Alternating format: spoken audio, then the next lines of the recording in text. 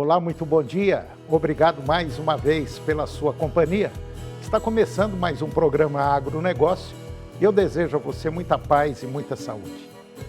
E no programa de hoje nós vamos comentar da carne bovina brasileira para exportação.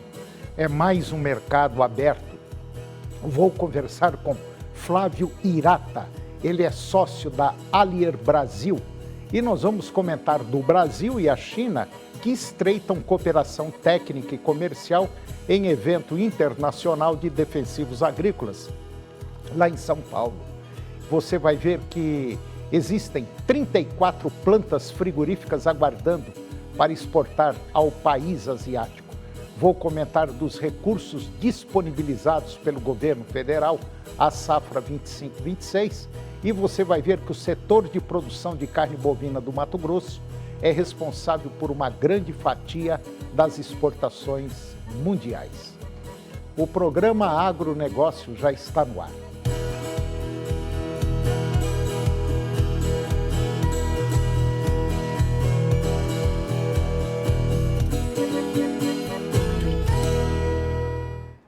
Eu começo o programa de hoje falando do mercado da carne bovina brasileira para exportação.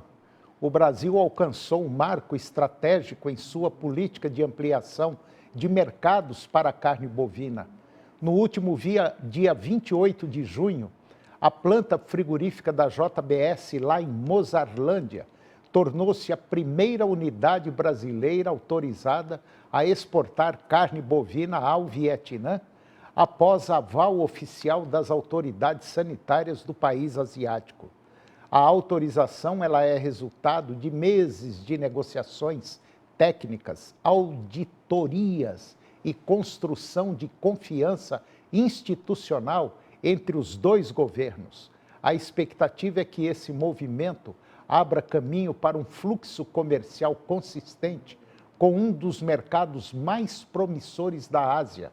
O Vietnã importa cerca de 300 mil toneladas de carne bovina por ano e o Brasil mira conquistar entre 30% e 50% desse total, o que pode representar uma receita anual estimada entre 450 e 590 milhões de reais, de acordo com valores médios praticados atualmente no comércio exterior.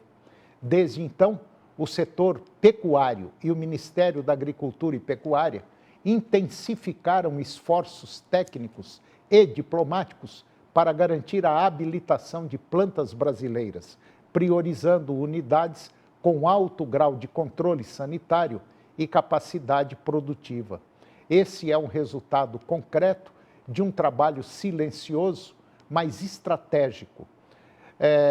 O Brasil esteve presente em todas as etapas, construindo confiança com as autoridades vietnamitas. Pelo menos foi o que disse a presidência da Associação Brasileira das Indústrias Exportadoras de Carnes, a ABIEC.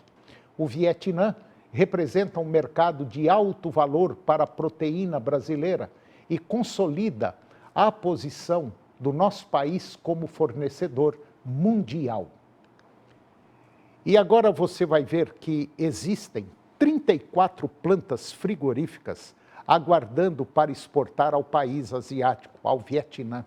A expectativa é de que ao menos 12 novas unidades sejam aprovadas nos próximos dias, em ocasião simbólica durante a visita oficial do primeiro-ministro vietnamita Pham Minh Chinh ao Brasil, prevista para acontecer paralelamente à cúpula dos BRICS.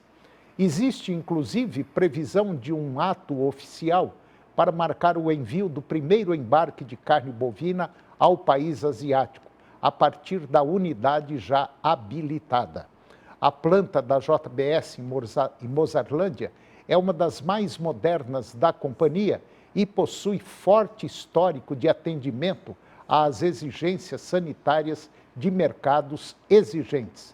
A empresa, por sua vez, já exporta carne para mais de 100 países e vê o Vietnã como um ponto estratégico para ampliar a sua presença no Sudeste Asiático.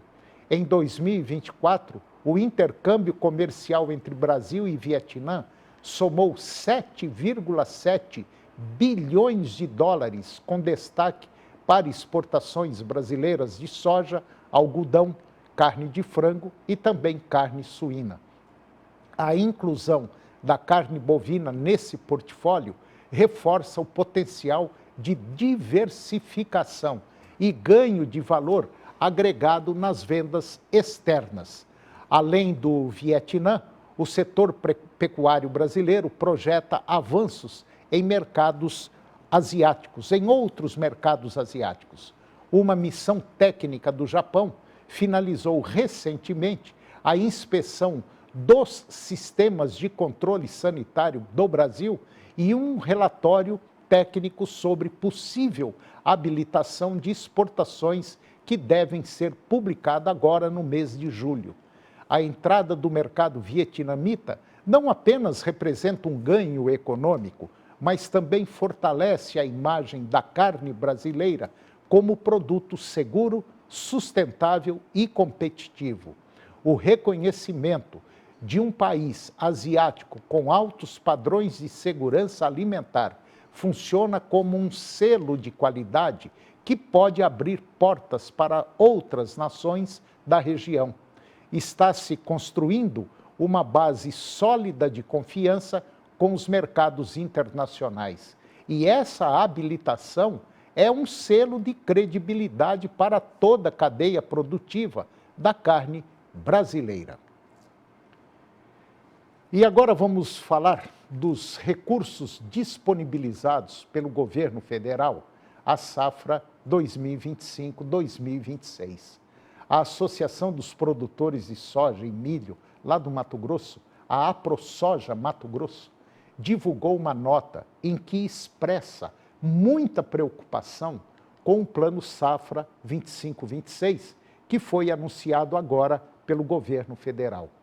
Com juros próximos da taxa Selic atual de 15%, o crédito rural se torna praticamente inacessível para a maioria dos produtores, sobretudo em um momento de elevado endividamento do campo.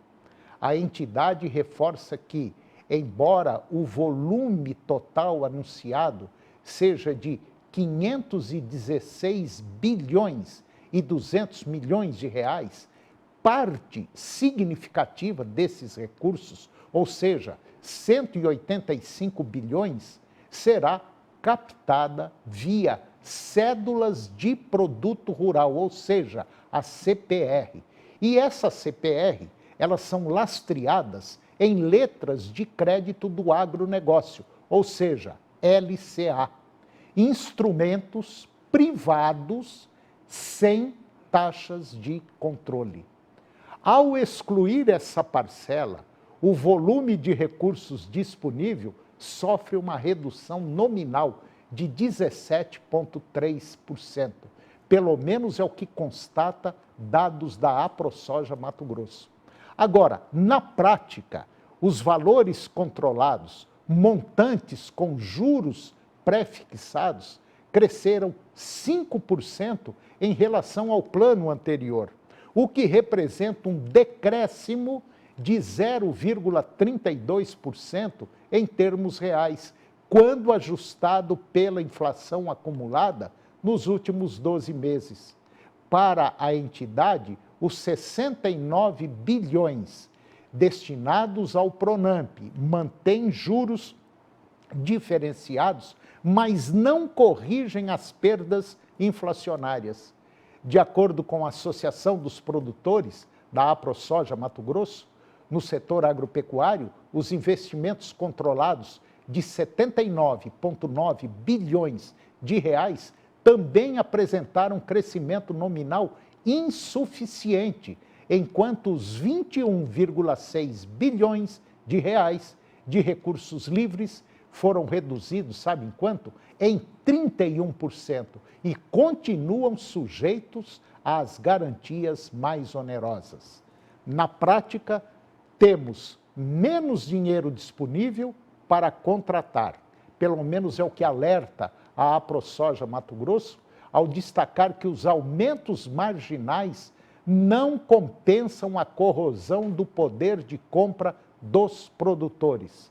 Se considerar que no último Plano Safra, apenas cerca de 70% do valor anunciado chegou efetivamente ao produtor e que a linha de custeio empresarial, na qual a maioria se enquadra, teve uma taxa elevada de 12% para 14%.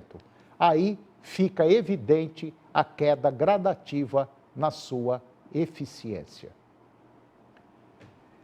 E agora você vai ver que o setor de produção de carne bovina lá do Mato Grosso, ele é responsável por uma grande fatia das exportações mundiais.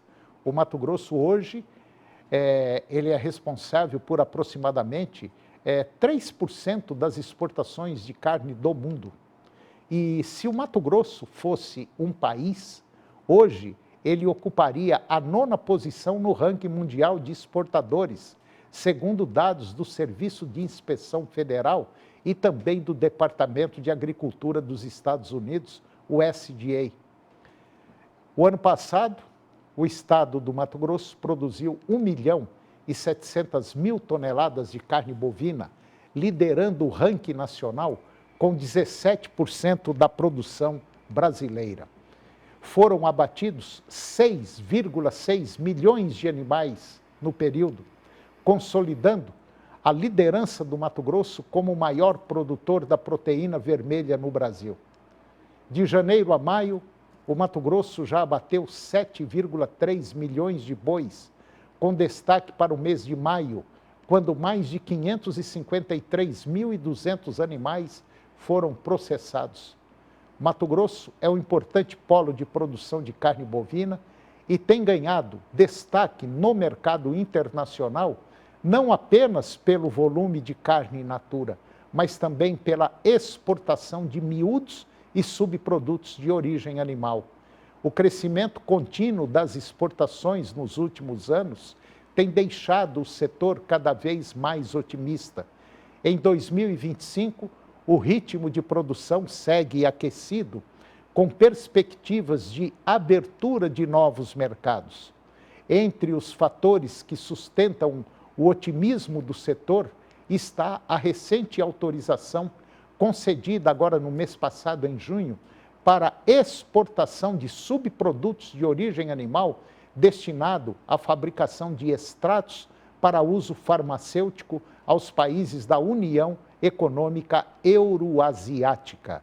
E de acordo com o Ministério da Agricultura e Pecuária, Rússia, Cazaquistão, Belarus, Armênia e Quirguistão passam agora a importar itens como retina, próstata, cartilagem, escapular, ovários e glândulas do timo de bovinos brasileiros. A União Econômica Euroasiática representa um mercado de 185 milhões de habitantes e tem ampliado a sua demanda por insumos farmacêuticos de origem animal. Essa nova autorização faz parte da estratégia de diversificação da pauta exportadora, com o objetivo de reduzir a dependência de poucos países compradores e ampliar o alcance mundial dos nossos produtos. E depois do intervalo eu vou conversar com Flávio Hirata. Flávio Hirata é sócio da Allier Brasil e nós vamos comentar da relação Brasil e China, que estreiam com uma cooperação técnica e comercial em um evento internacional de defensivos agrícolas em São Paulo. Nós voltamos já, é um minuto só.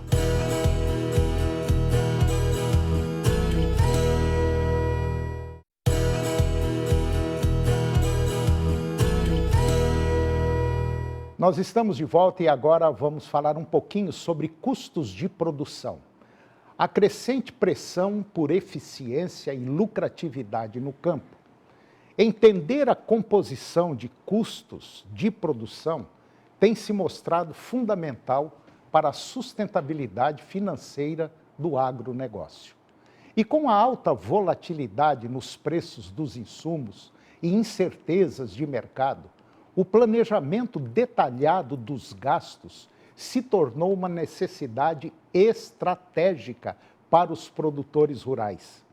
E de acordo com o Rafael Soranzo, ele é um supervisor financeiro, ele disse que a organização dos custos deve ser dividida entre diretos, como sementes, defensivos, fertilizantes, mão de obra, combustível, depreciação de máquinas, e tem também os indiretos, que envolve gestão administrativa, arrendamento ou custo de oportunidade da terra, seguros, juros, financiamentos e também infraestrutura.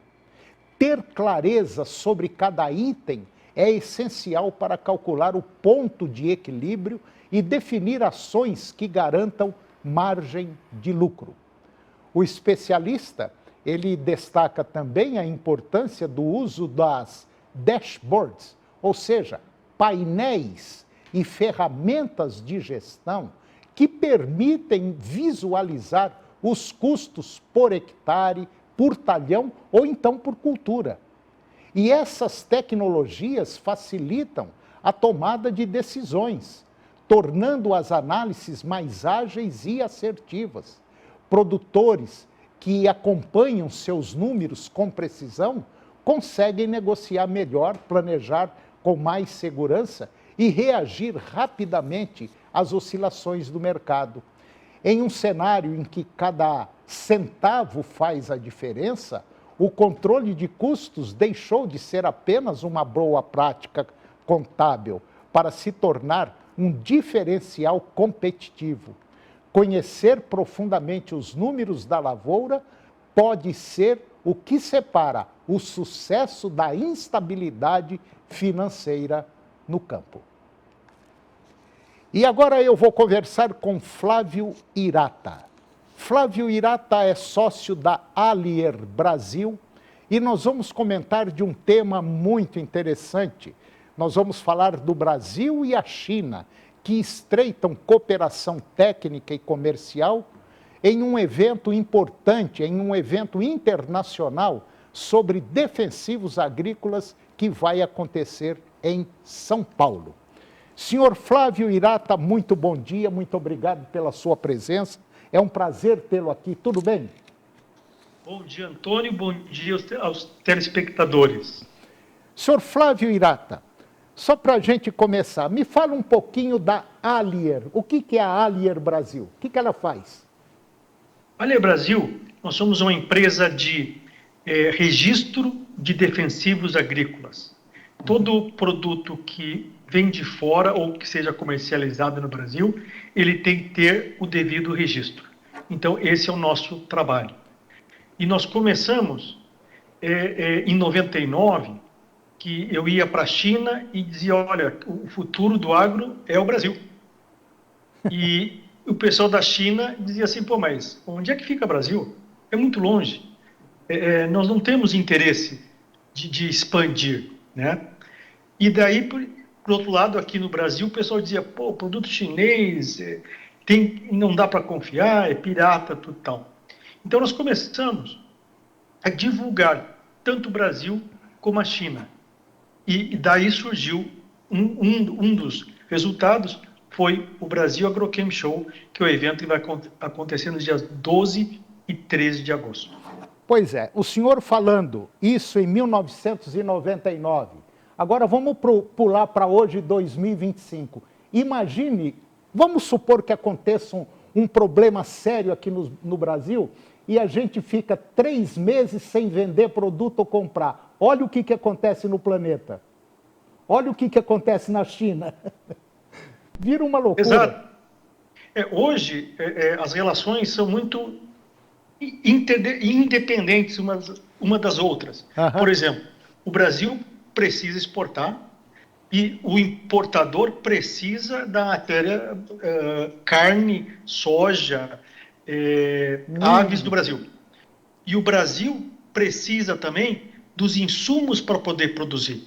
Então, de todas as formas, as duas partes estão unidas. Quer dizer, hoje, queira ou não, está todo mundo amarrado basicamente com o Brasil, não está? Hoje o Brasil representa um supermercado do mundo. Ah, sem dúvida. Não só a China, mas também a Índia, Europa, Estados Unidos, de alguma forma estamos todos relacionados. E a gente observa muito que a China, não só a China, mas a Índia, devido a esse contingente populacional, esses dois países estão muito preocupados. Paquistão também muito preocupado, não está? Principalmente com o abastecimento de alimentos, segurança alimentar. Sim, e à medida que o poder aquisitivo aumenta, aumenta o consumo. Sim. E mais necessidade de importar carne, soja, milho,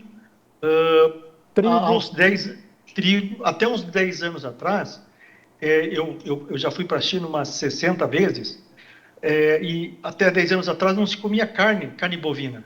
Uhum. Hoje é um artigo bastante comum nos pratos, nas mesas dos chineses, e a carne que tem lá é do Brasil. E muito saborosa.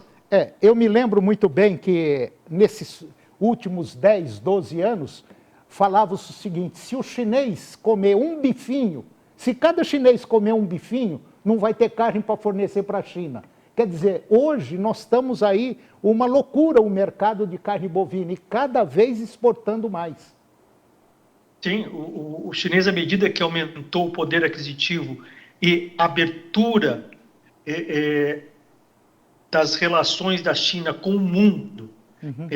Eles se internacionalizaram. Hoje tem um consumo grande de carne bovina, de vinho, que não tinha nada, quase nada, há 10, 15 anos atrás, e estão praticamente internacionalizados. Essa democratização chinesa foi muito importante, né? Quer dizer, essa abertura de mercado foi muito importante, né?